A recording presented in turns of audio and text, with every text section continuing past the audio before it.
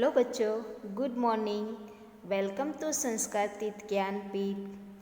कक्षा 6 विषय हिंदी। बच्चों, आज हम हिंदी विषय में व्याकरण पढ़ने के लिए जा रहे हैं।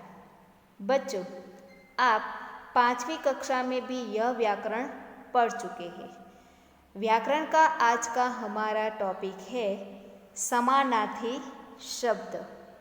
विद्यार्थी मित्रों, आप 5वीं कक्षा में समानार्थी शब्द पढ़ चुके हैं।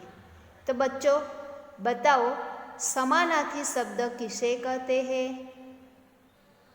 यस, जो शब्द समान अर्थ वाले होते हैं उसे समानार्थी शब्द कहते हैं। तो बच्चों, समानार्थी शब्द की व्याख्या क्या है? समान अर्थ वाले शब्दों को समानार्थी शब्द या पर्यायवाची शब्द भी कहते हैं। समानार्थी शब्द का दूसरा नाम क्या है? पर्यायवाची शब्द। बच्चों, एक ही अर्थ बताने के लिए अनेक शब्दों को भाषा में प्रयोग किया जाता है। यानी कि एक शब्द के अर्थ को बताने के लिए हम उसके ही जैसा समान अर्थ वाला अनेक शब्द, उसके जैसे समान अर्थ वाले अनेक शब्दों को हम भाषा में प्रयोग करते हैं। ऐसे शब्द को ही समानार्थी शब्द या पर्यायवाची शब्द कहा जाता है। बच्चों, यहाँ पर मैंने आपके उदाहरण के लिए लिखा है, मैंने 2 विभाग बनाए हैं, अ विभाग और ब विभाग। उसमें पहला उदाहरण है, भारत की भूमि पवित्र है। यहाँ पर मैंने भूमि के नीचे अंडरलाइन किया है, यानी कि भूमि शब्द जो है उसका हमें समानार्थी शब्द देना है।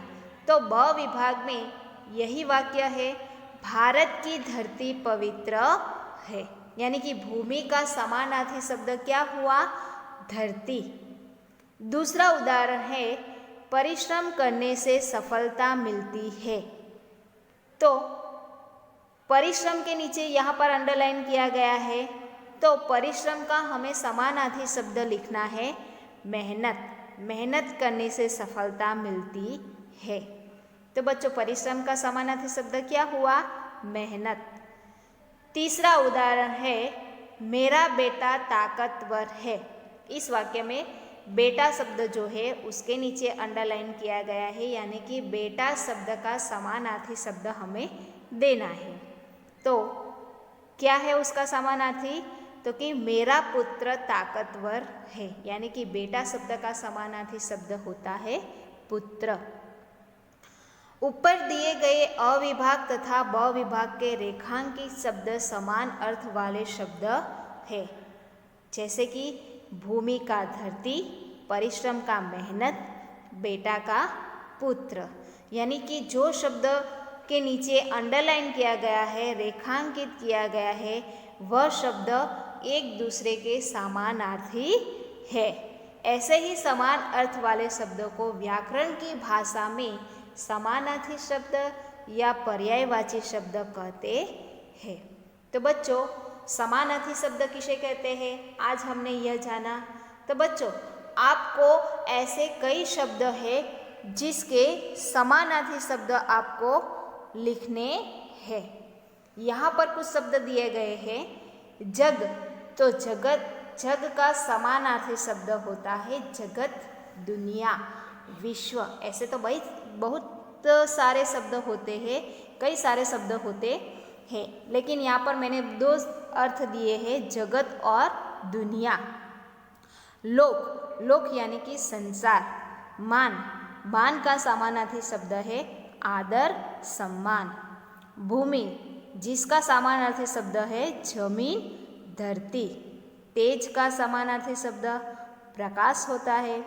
देह यानी कि तन, काया, शरीर। रक्त का होता है लहू, खून। हर्ष यानी कि आनंद, सूर्य यानी कि सूरज, रवि। हाथ का समानार्थी शब्द है कर, पाणी, हस्त। वैसे ही फूल शब्द का समानार्थी शब्द है पुष्प, कुसुम भी कहते हैं। पानी यानी कि जल, दीपक यानी दिया या दीप, हरदम यानी हमेशा, महक यानी कि सुगंध। पृथ्वी का समानार्थी शब्द होता है धरती, वसुधा भी कहते हैं। स्वयं यानी कि खुद, पुनः यानी फिर से, अंतर यानी हृदय, और त्योहार का समानार्थी शब्द है उत्सव, पर्व। दूसरे भी ऐसे बहुत सारे शब्द हैं यहाँ पर। आग यानी कि अग्नि या फिर ज्वाला। अंबर का अर्थ होता है गगन, आकाश, आसमान, नभ, वैसे बहुत सारे शब्द होते हैं। तट यानी कि किनारा, राह यानी कि रास्ता, पंथ, मार्ग, स्थान यानी कि जगह, स्वभाव यानी कि प्रकृति। मुसीबत शब्द का अर्थ होता है संकट, प्रसन्न यानी कि खुश। आँख शब्द का समानार्थी शब्द होता है नयन, नेत्र, चक्षु। इलाज शब्द का होता है उपाय। उजाला यानी कि प्रकाश, बाग यानी कि बगीचा। तार्किक शब्द का समानार्थी शब्द होता है युक्ति। तारीफ यानी कि प्रशंसा। शैतानी यानी शरारत, और सहसा यानी कि एकाएक। तो बच्चों, यहाँ पर आज हमने समानार्थी शब्द के बारे में जाना। तो समानार्थी शब्द को आपको समझना है। क्यों? क्योंकि यह जो व्याकरण है वह हमारे एग्ज़ाम यानी कि परीक्षा में पूछा जाता है। तो बच्चों, आपको इसकी तैयारी करनी है और नोट में भी लिखना है। बाय।